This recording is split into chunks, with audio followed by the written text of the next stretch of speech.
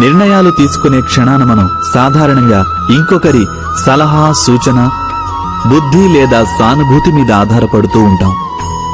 అలాగే మన భవిష్యత్ జీవితం మనం ఈరోజు తీసుకునే నిర్ణయంపై ఆధారపడి ఉంటుంది.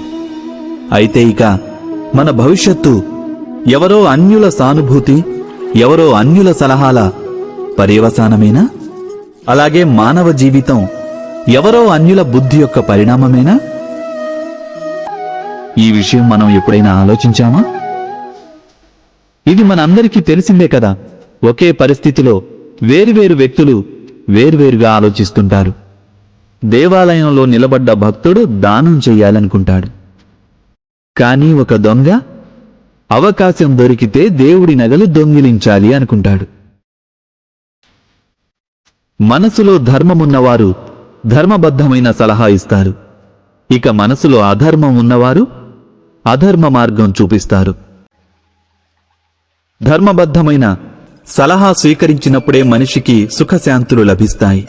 కానీ ధర్మబద్ధమైన సలహాలు స్వీకరించి ఆచరించాలంటే ఏ వ్యక్తికైనా మనసులో ధర్మం ఉండాలి.